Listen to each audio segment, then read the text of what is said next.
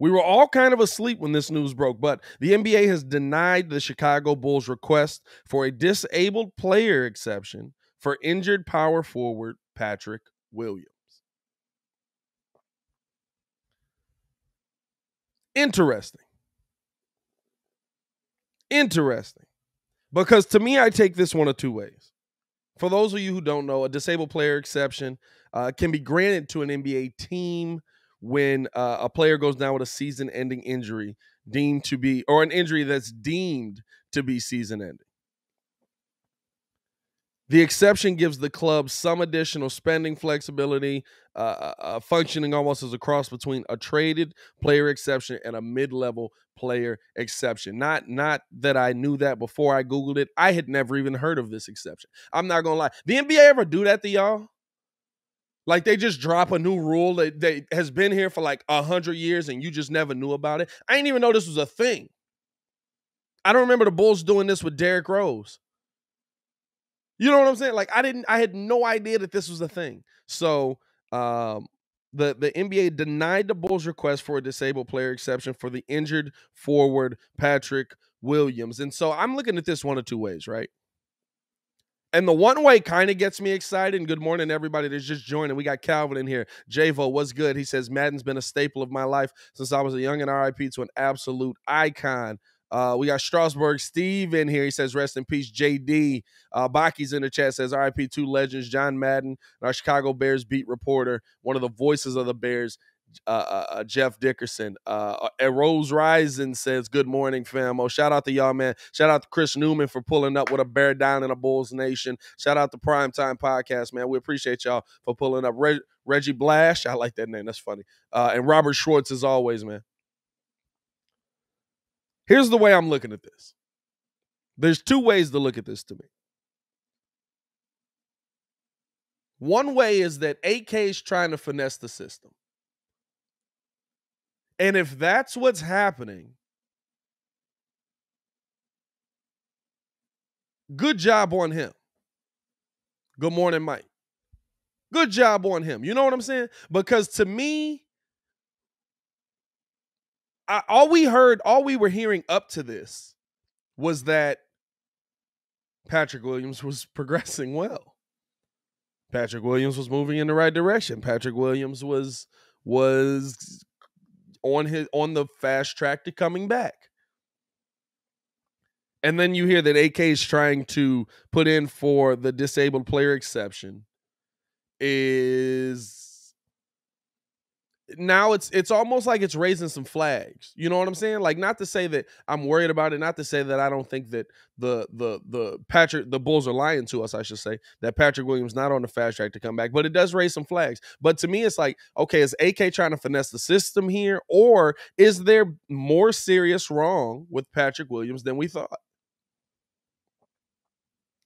Is there more wrong with Patrick Williams than we thought? Is he not on that fast track to recovery? Is he not on that path that's going to lead him back? You know what I'm saying? Like what's the word? What is the outcome of this? Should we feel good that the NBA is denying it? Because maybe that's the NBA saying, listen, we know he's going to be back. You can't fool us, Mr. AK. We know he's going to be back. And you know what the part that I'm trying to balance out here is how much do I want my GM trying to finesse the NBA? You know what I'm saying? Like, how much do I want my GM to try and finesse the NBA? Because to me, trying to finesse the NBA can backfire on you very well when you need the NBA in moments like these.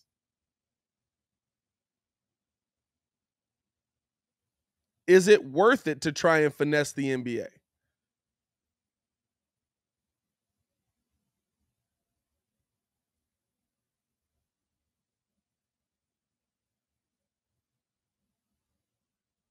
And I'm thinking, you know, like I see in the comments here, Chris Newman says if it was the Lakers, they would let them do it. But remember, when when the Lakers were trying to kind of do a little deal to get Chris Paul in the building and do a little finesse stuff to finesse the NBA said nay, nay. And that's what I think about. It's the moments like that I think about. It's the moments like that I'm looking at and I'm saying, all right, how do you get how, are we in a position where we should be worried that players are, or that your GM's trying to finesse the NBA when we might actually need Big Brother to come help us out in a situation where maybe we get in another COVID situation outbreak? Hopefully not. Maybe we get in another situation where we need the NBA to step in. Maybe, you know what I'm saying? Like, do you want to go pushing their buttons? Do you want to go messing with them and poking at them and being like, hey, let me get that off of you. Hey, let me. To me, it's like you know that dude that like comes up to you on the street and he's got that look where it seems like there's nothing wrong with him, but he's still giving you the like, hey, let me get $5 off of you, dog. Let me get that 5 off of you. And maybe if he asks one time, he gives you a good story, you might hand him a little cash. Hey man, listen. Hey, you down on your luck, brother? Here you go. Go get you some food. Shout out to you, man. But if he's back the next day, he's not getting 5 out of me again. Because that means now 2 days in a row, dog. Listen, and if you really, you know what I'm saying, though? Y'all know what I'm saying? You're not getting the double 5 out of me.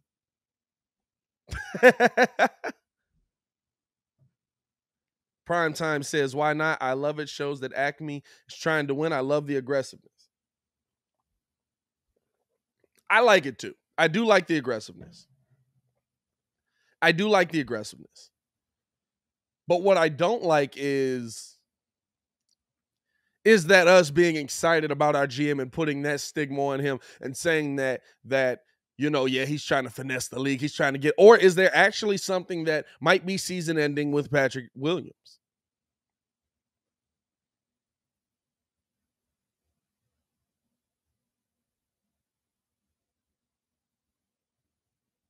That's the part that scares me. Is there something that might actually be wrong with P. Will? Is there something where P. Will might not be able to come back to the NBA? Is there something where P. Will might not be able to be back in the league this year? Because if we're being honest, a lot of the stuff that I'm basing what you should do at the trade deadline on, and AK as well, is all based on when does P. Will come back. I'm not saying that P. Will instantly gets his starting job back when he comes back in. I'm not saying that he's just going to fall into the rotation and fit into place and everything is you know, moving in the right direction and all of a sudden now he's this breakout player. But how do you get him minutes going into the playoffs? How do you get him minutes coming in? How does he get to that next level? How do you know what I'm saying? Like you have to take those things into account. And so to me, I'm more concerned about, is P. Will healthy? He's putting up shots. From what I've heard, he's putting up shots, which probably was the worst story that could have leaked if you're trying to get this exception. Robert Schwartz, we appreciate you for coming a Bears Superfan member, my guy. Shout out to you.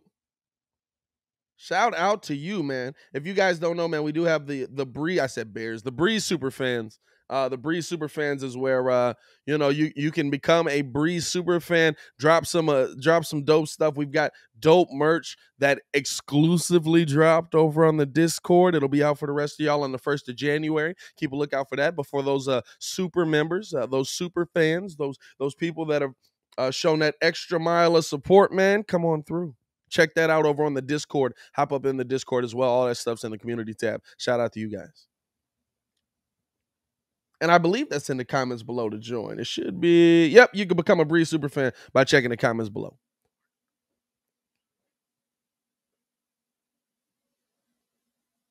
Primetime says, sound like a personal story, Pat. Nah, man, like I'm just saying, dog. Like you know what I'm talking about. See, if y'all through the city, you know what I'm talking about. You know what I'm saying? Like you've got your guys. Like for me, there was always one guy when I was working, when I first started working electrical, there was always one guy. His name was Sammy. And he was an older homeless guy, talked to himself. He fit a profile. You know what I'm saying? And he used to come up to me all the time, knowing he'd be like, I was the gopher at work. I was the gopher because I was new. Pat, go get coffee. Go get McDonald's. Go get whatever. And so I would come down. Sammy would be down there. He'd be standing in front of the McDonald's at the corner in Old Town. And I would come through and I'd be like, Sammy, what's good? Never shook his hand. I'd give him the dap. I don't know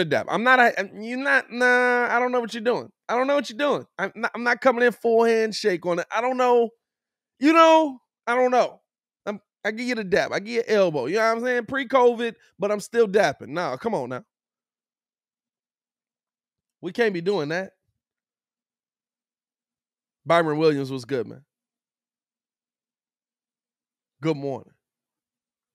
But I would always give him, I'd always hook him up. I'd give him, hey, listen, let me get an extra Egg McMuffin with sausage for my guy. Hit him with it, grape jelly bow. If I had some extra cash, yo, Sammy, here you go, man. But it was another dude that was down there as well. He was from another spot. He was trying to move in on Sammy's territory. He wasn't my guy. He comes up. He looked normal. Sammy fits a profile. Sammy's walking around. You see Sammy just in the middle of the street. Just, Sammy, you good? Hey, what's going on? Sammy fits a profile. This dude comes up, looks like a fairly fine young man who's very capable to work. Looks like he's doing all right in life. He had some Jordan shoes on his feet, so I'm assuming he's got at least $200 on him. They looked in pretty good condition. He was still doing that weird walk that Jordan shoe wearers do where they don't want to crease their shoes, you know what I'm saying? When they crisp, he was doing that. So I'm assuming somebody just gave you you're doing all right. Probably poor on me to assume that, but hey. But he wasn't my guy. I gave him the 5 one day. Came back the next day, still looking for the 5. In my mind, I'm like, Sammy, this man's moving in on your territory. You need to handle that. But it's not my place. I'm not going to start no beef. I'm not going to say, no, you're not getting a double 5, man. You look like you're all right. Hands working. Here's a job application. Follow me down the block. You know what I'm saying? You got to fit that profile.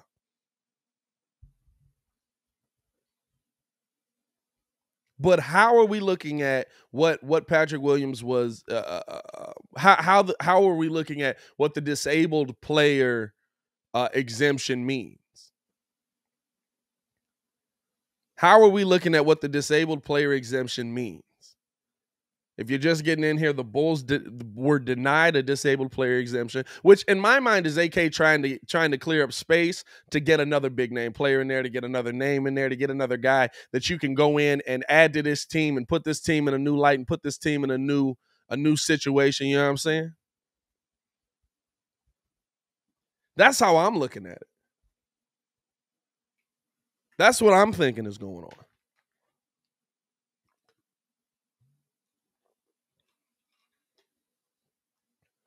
But is it?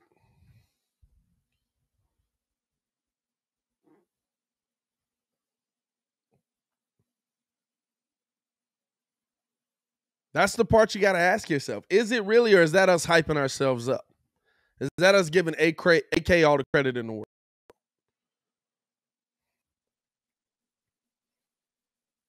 That's the part that becomes scary. Is Patrick Williams moving in the right direction? Is Patrick Williams really getting ready to start ramping up practices and stuff like that? Or is he still in a spot where, hey, listen, it sounds good?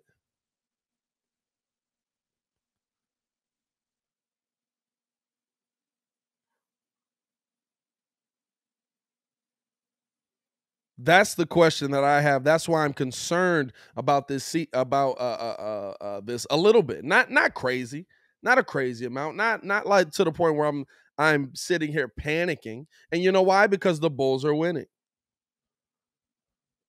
If you're winning, I'm okay. I can live with it. We're gonna be all right.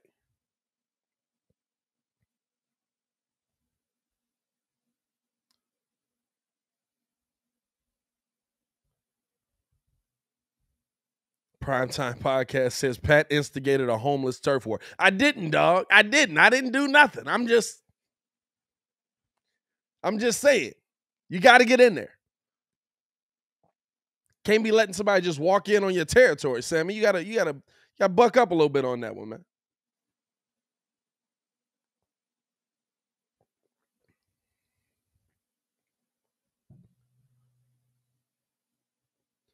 What do you guys think it is? Do you guys think that it is the AK trying to finesse the system? Do you think that it's P. Will actually going through a little more serious injury than what was originally thought? What are your thoughts on it?